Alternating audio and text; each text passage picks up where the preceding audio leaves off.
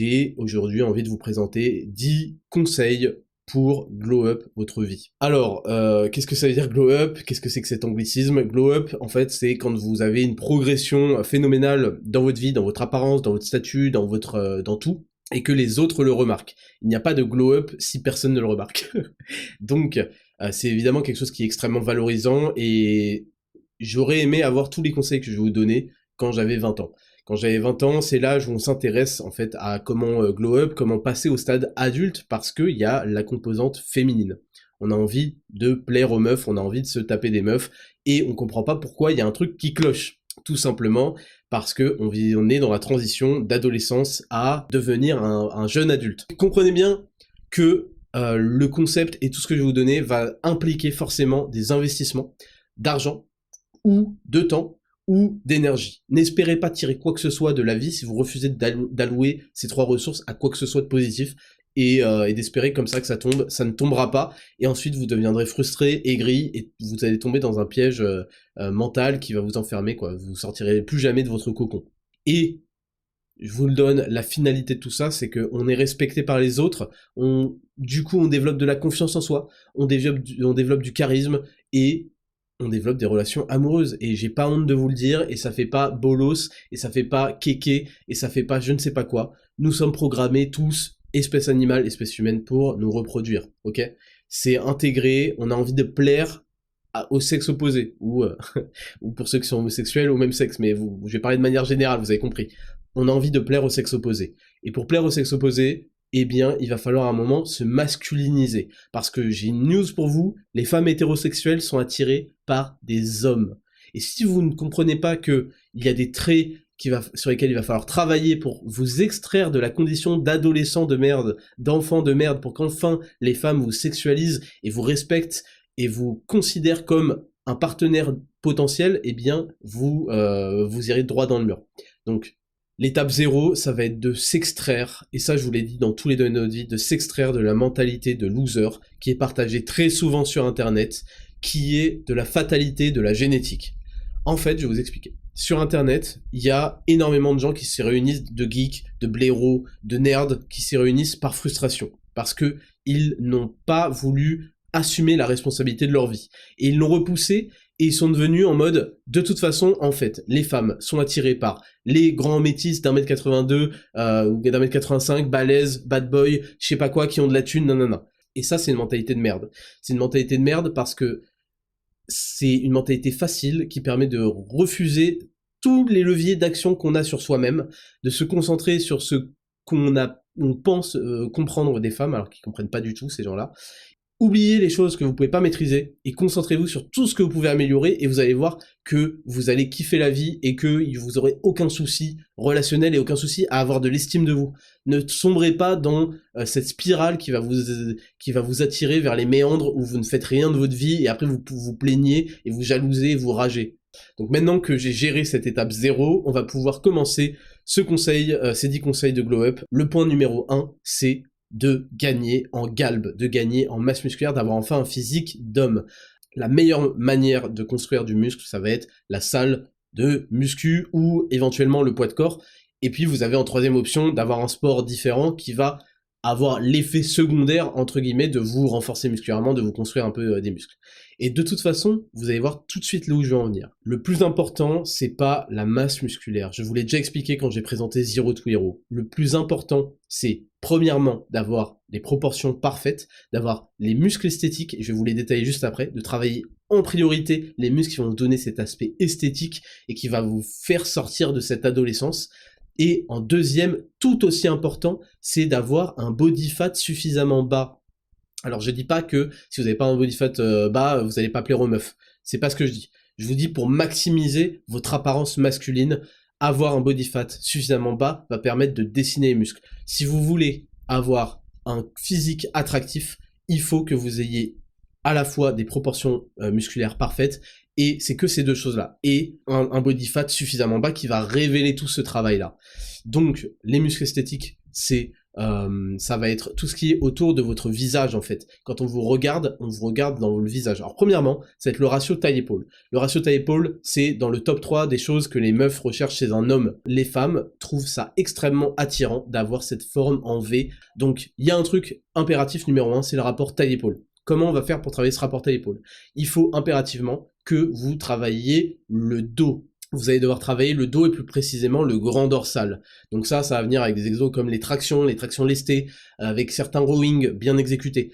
Et en fait, qu'est-ce que ça va faire? Ça va augmenter d'apparence, parce que la muscu est un jeu de visuel et d'illusion d'optique, entre guillemets, ça va augmenter votre largeur d'épaule. Vous allez aussi devoir travailler sur les épaules. Les épaules, c'est le muscle esthétique. La plupart des meufs, quand elles voient les bras d'un mec, elles font « Tain, il a des gros bras, je sais pas quoi ». En fait, c'est parce qu'il a des grosses épaules. Vous croyez qu'elles connaissent les biceps, les triceps, je sais pas quoi? C'est les épaules qui font vraiment la carrure. Vous avez besoin d'avoir des épaules le plus rondes possible, et c'est possible sans être dopé. Arrêtez de croire qu'il faut être dopé pour avoir des épaules belles et rondes. Donc, pour avoir des épaules rondes, il va falloir travailler l'avant d'épaule, mais surtout les épaules latérales et postérieures. Et pour ça, si vous voulez mon avis, il y a 2 exos qui tuent, c'est l'upright row quand il est bien exécuté, et les élévations latérales et l'oiseau. Il va falloir bosser les épaules à fond. Donc là, je vous donne des éléments comme ça. Sachez que si vous voulez aller plus loin, il y a Zero to Hero. Ça a été créé exactement pour ça. Zero to Hero, c'est le programme qui met fin au game. Vous avez les transformations. Il y a 3 séances par semaine qui sont concentrées sur les muscles esthétiques. Et ça va, vous avez vu les transformations, c'est pas juste le mec devient balèze. Le mec devient beau. Il devient esthétique. Parce qu'il respecte ce que je dis. Donc vous avez ça. Les épaules, le grand dorsal, c'est ça qui va vous donner ce ratio, en tout cas cette largeur d'épaule. Ensuite, il va y avoir le haut de pec. Beaucoup trop de mecs font que du développé couché, des dips, du développé décliné, je sais pas quoi. Arrêtez. Arrêtez, je vous en conjure, bossez à fond le haut de pec. Les pecs vont se développer dans leur globalité, vous inquiétez pas. Par contre, le haut de pec, c'est largement courant et faisable que vous ayez un gros retard haut de pec. Donc bossez le haut de pec, faites du développé incliné à 30 degrés, faites de l'overhead press, faites du développé halter, assis, etc. Ça va vous développer à la fois le haut de pec et l'avant des épaules. C'est super important, c'est ça qui fait la prestance, la magnificence. Ensuite, on va avoir les trapèzes. Je vous le dis, dans la ligne du regard, il y a votre visage, il y a votre nuque, il y a votre cou, qui va grossir en même temps que vous travaillez les trapèzes. Vous pouvez avoir un travail isolé de la nuque, et je pense que c'est intéressant, même si ça met beaucoup de temps à progresser, mais il vous faut un travail des trapèzes, parce que les trapèzes, ça va vraiment renvoyer cette démarche puissante, masculine, cette esthétique incroyable. Les trapèzes, vous allez les travailler avec aussi de l'upright row, avec, moi je suis pas fan du shrug, avec le deadlift aussi, et certains de ces mouvements-là. Et les abdos. Bon, les abdos, ça va venir uniquement si vous avez un faible body fat. Et en fait, en ayant un faible body fat, vous allez avoir la taille qui va se creuser, et ça va renforcer, donner cette illusion de rapport taille-épaule incroyable. Et c'est pas qu'une illusion. Et pour les jambes, en fait, il suffit de les faire une fois par semaine. Il faut avoir un beau galbe, des jambes athlétiques, avec un beau travail du vaste externe du quadriceps, avec un beau travail des ischios aussi, mais aussi des fesses. Les fesses, c'est un peu vos épaules du bas du corps. Je vous le dis tout de suite, et je vous enlève à vie les idées de dopage, parce qu'il y a ça aussi sur internet. Il faut s'enlever de la tête qu'il faut se charger impérativement pour avoir un bon physique. Vous pouvez avoir des physiques merveilleux avec même pas 2 ans de salle. 2 ans de salle intelligent. Donc continuez à regarder les gens perdre leur temps, et vous ne faites pas cette erreur. Et à un moment, je vous l'ai dit, investissez argent, temps, énergie dans ce qui va vous apporter. Le point numéro 2, selon moi, c'est les cheveux. Donc la première chose que vous devez arrêter de faire, c'est d'avoir un foutu shampoing qui fait gel douche, shampoing après shampoing, je sais pas quoi. Ça va vous ruiner votre cuir chevelu, ça va vous ruiner la qualité de vos cheveux, ça va vous ruiner absolument tout, et c'est pas du tout à prendre à la légère. Donc les cheveux, ça peut vraiment changer votre allure, et c'est super important d'en prendre soin avec les bons produits. Faites attention à ce que vous achetez. Croyez pas que Head & Shoulders c'est le truc antipelliculaire, hein. Je vais pas m'attirer de procès, mais c'est pas ouf, hein, on va dire. Et faites une coupe, mettez les moyens, allez chez un vrai coiffeur, et vous allez peut-être en tester 1, 2, 3, peut-être 5, 6 autour de chez vous, avant de trouver celui qui vous convient, et celui qui a l'air de savoir ce qu'il fait, et de pas vous massacrer le visage. C'est important. Donc les cheveux, moi je vous le dis, c'est l'histoire d'un glow-up, et ça s'inscrit vraiment dans les tops. Troisièmement, forcément, on a parlé des cheveux, je vais vous parler de la barbe, des sourcils et de la mâchoire. Alors juste, on va commencer par les sourcils. Les sourcils, si vous avez un mono-sourcil, vous me virez ça, et vous me virez ça rapidement. Vous vous démerdez, vous regardez un tuto sur internet, mais vous pouvez pas garder ça. Voilà, ça c'est premièrement. À part si vous êtes tchétchène, normalement c'est interdit par la loi, ok?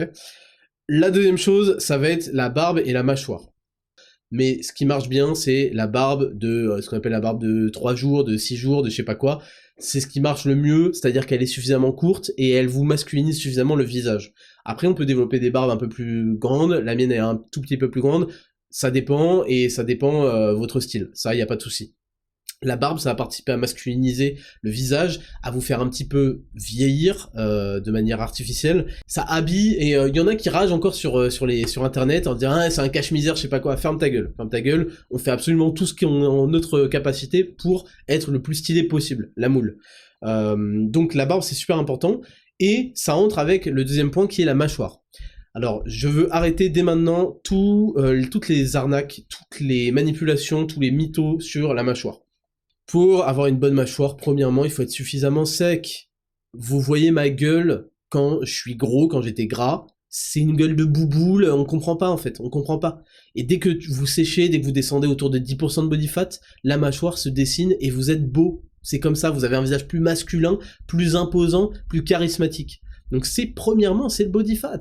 Vous prenez n'importe qui a une mâchoire carrée, vous le mettez à 20% de body fat, on voit pas sa mâchoire en fait, on voit juste des grosses joues et c'est pas élégant et c'est pas attirant. Ça fait pas partie d'un glow-up. Il y a ça, premièrement. Ensuite, il y a la façon dont vous respirez. Arrêtez de respirer par la bouche, je vous ai déjà dit 40 000 fois, pour plein de raisons, autres que la mâchoire. La mâchoire, c'est une mythe secondaire, pour plein de raisons. Et en fait, à force de respirer depuis l'adolescence par la bouche, bah en fait, mécaniquement, il y a des effets sur le placement de votre mâchoire. C'est un peu comme l'orthodontie, si vous voulez. Donc la mâchoire, je vous l'ai déjà dit, on serre les dents, la plupart du temps, on serre pas les dents, mais on touche les molaires, et on met la langue en haut du palais.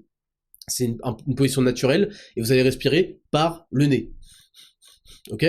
Donc ça, c'est fondamental. Et puis, mâchez votre nourriture. Mâchez votre nourriture, si vous voulez avoir une congestion de la mâchoire, vous prenez un repas avec 200 grammes d'entrecôte et 4 œufs durs. Et vous allez voir que vous allez avoir la mâchoire congestionnée avec du pain. Voilà. Vous allez avoir la mâchoire congestionnée si vous faites l'effort de mâcher tous les aliments avant de les avaler. Ok ? Donc arrêtez avec les jawliners et je sais pas quoi. Et enfin, si naturellement vous n'avez pas la mâchoire carrée, comme 90% de la population, et bah c'est là où la barbe entre en jeu. Et le fait de bien la tailler, ce qui est important dans la barbe, ça va être qu'elle paraisse pas dégueulasse et négligée. Donc il va falloir faire les contours de manière régulière, en haut, en dessous, je veux dire, dans le cou, va falloir que ça descende à un certain niveau, au niveau de la pomme d'Adam, et pas plus bas ni plus haut. Quatrième, je disais, ça va être la qualité de la peau. La qualité de la peau, c'est super important. J'ai déjà parlé un petit peu de se laver la peau à l'eau froide. Selon moi, il faut se laver le visage à l'eau froide, c'est super important. Et vous n'allez pas arrêter de le massacrer avec des produits de fou furieux. Il y en a plein, vous vous amochez, vous vous asséchez, vous vous tuez le visage avec des savons de bâtards, plein de perturbateurs endocriniens, avec des Biactol qui sont vendus comme des solutions miracles, alors que c'est nul à chier comme Head & Shoulders si vous voulez.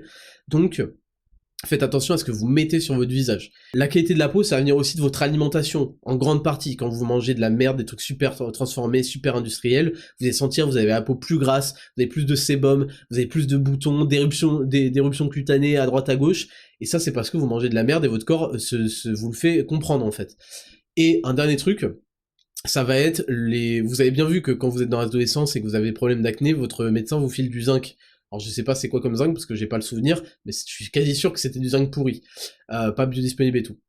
Le zinc, les oméga 3 pour leur côté anti-inflammatoire et le collagène, c'est 3 choses, c'est ce qui a donné le pack skincare sur Aptar Nutrition, c'est 3 éléments qui vont changer la qualité de votre peau, pourvu que derrière vous fassiez ce que je vous ai dit. En 5, je vous disais, ça va être ce que j'appelle la posture et l'eye contact.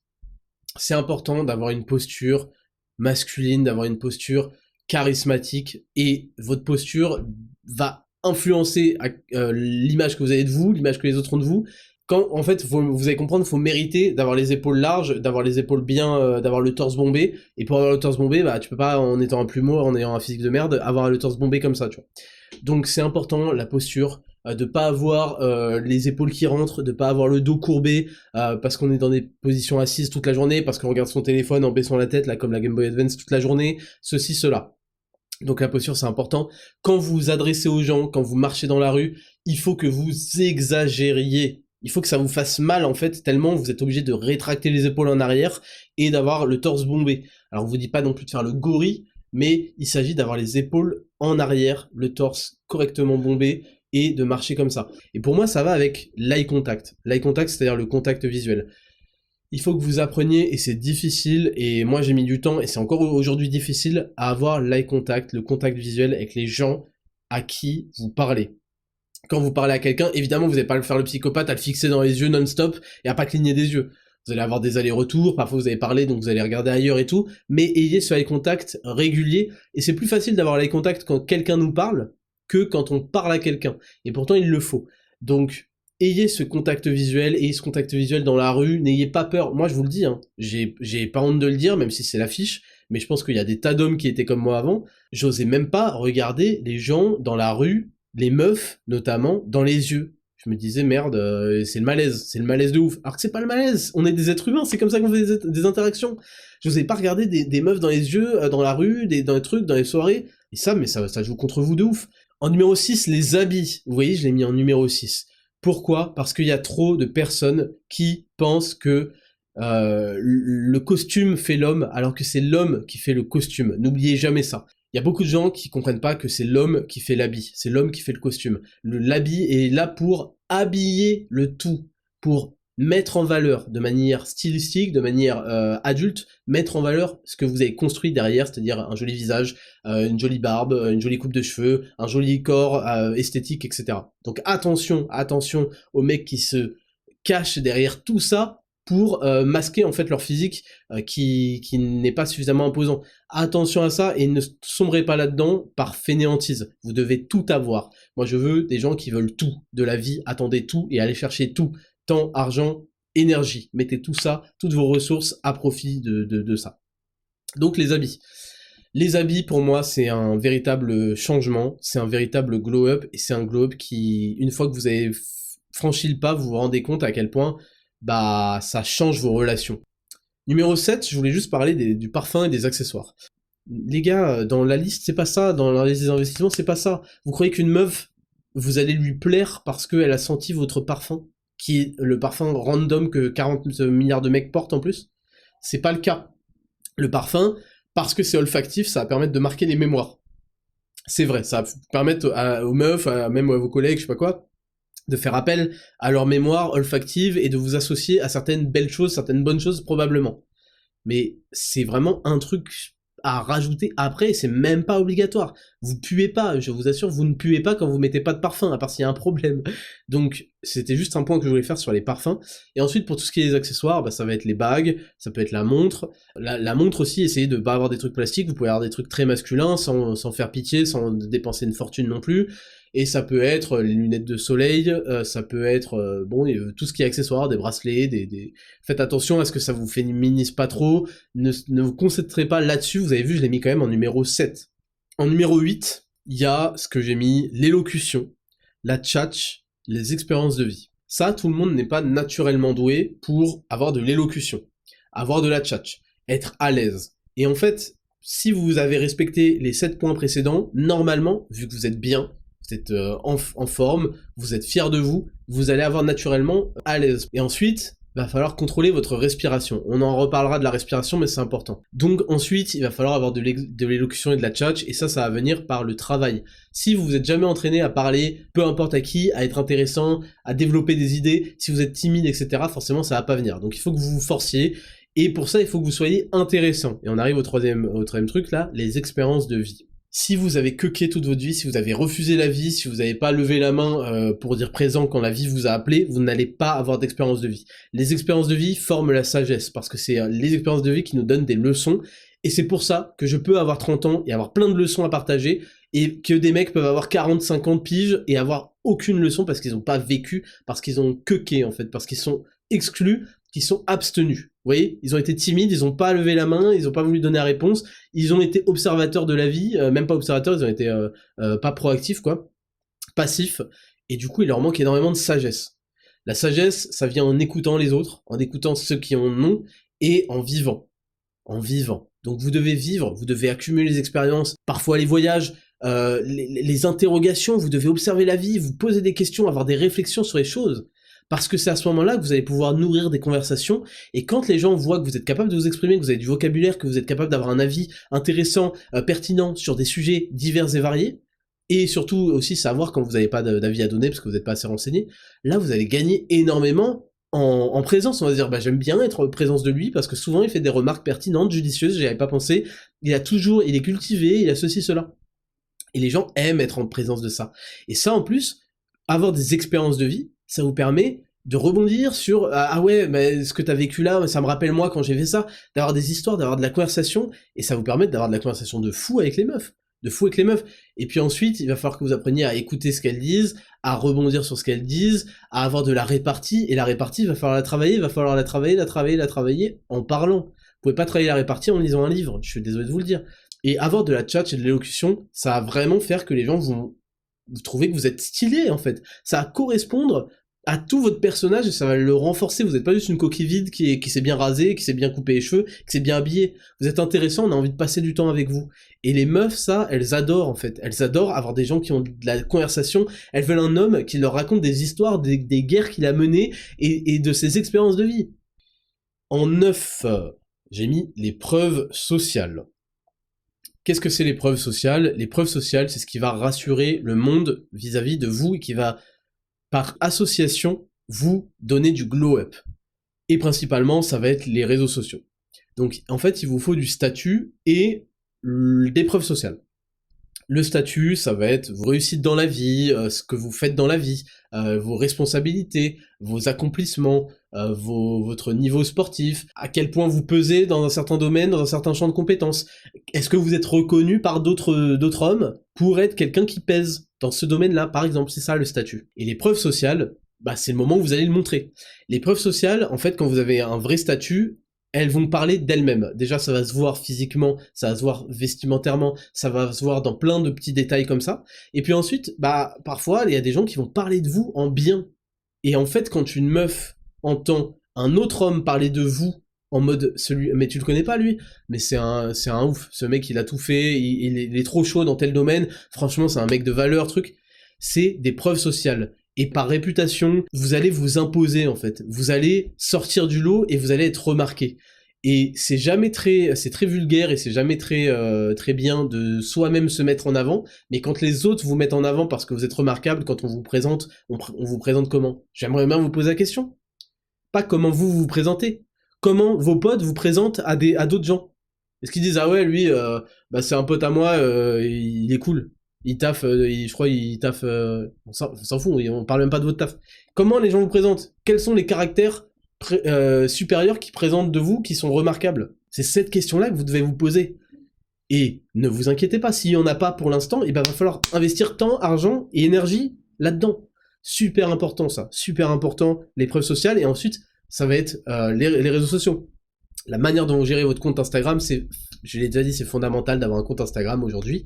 La manière dont vous le gérez, est-ce que vous le gérez complètement aléatoirement, en mode les couilles, en mode... Vous vous rendez compte que c'est la première image qu'on a de vous, quand une meuf va aller sur votre profil, un mec va aller sur votre profil, il va juger, tiens, je vais regarder ses photos, tiens, il est en profil privé, bon, je vais regarder ses photos, il est en profil public, enfin on peut regarder ses photos.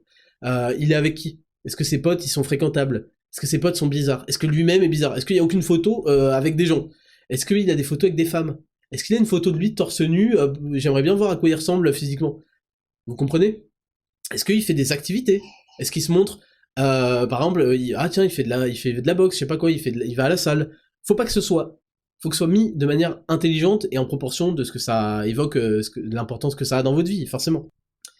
Et enfin, j'ai mis en 10 qu'il faut un fort mental. Il faut un mental fort pour accepter les critiques, pour accepter l'adversité, pour vivre en fait, pour ne pas sombrer, ne pas être détruit par la vie, parce que la vie elle est violente. Et vous savez que moi je suis partisan pour avoir un fort mental, il vous faut un corps fort également pour abriter ce mental fort qui va l'accompagner dans cette quête de discipline et de tout, et ça se répercute sur tous les aspects de la vie. Donc il vous faut un mental fort. Il vous faut une mentalité positive, une mentalité de quelqu'un qui veut progresser, une mentalité de quelqu'un qui élève ses standards, qui n'a pas honte de savoir pourquoi il fait les choses et qui ne se les cache pas et qui n'est pas là à essayer de s'auto-saboter parce qu'ils se cherchent des excuses avant même d'avoir échoué. Ne soyez pas ça. Soyez dans la constante remise en question, la constante volonté de progression, la constante compréhension des phénomènes de la vie et des règles de la vie, et ne détestez pas, do not hate the game, do not hate the player, hate the game. Vous voyez ce que je veux dire? Ne détestez pas le monde comme il est fait parce que vous n'arrivez pas à en tirer, parce qu'il faut faire des efforts pour en tirer des avantages, des bénéfices. Faudra des efforts dans tout. Rien ne vous est dû dans la vie. Vous êtes des hommes et il va falloir aller chercher tout. Donc, il faut que vous soyez dans cette mentalité-là de je donne, j'investis pour recevoir. Et je fais des investissements et des dons intelligents. Et je suis proactif. Parce que si vous n'êtes pas dans cette mentalité-là, vous allez être frustré. Vous n'allez pas comprendre pourquoi est-ce que d'un coup, le monde entier, l'univers vous déteste. Il vous déteste parce que vous détestez. Vous détestez. Vous détestez. Et vu que vous n'arrivez pas à accepter ce sentiment-là, vous l'avez transmis, toute votre frustration, votre détestation sur les autres. Ensuite, j'ai mis la fierté. La fierté, c'est ce qui va venir au fur et à mesure que vous allez faire des choses dont vous êtes fiers, qui vous sortent de de vos conditions de confort, de vos zones de confort. Laissez-vous le temps, c'est pas pour demain, vous n'avez pas d'un coup développé un style, un physique, je sais pas quoi. Laissez-vous 3 mois, laissez-vous 6 mois, ça va le faire. Ça va le faire petit à petit. Accumulez l'argent, le temps et l'énergie, accumulez-les, c'est vos ressources.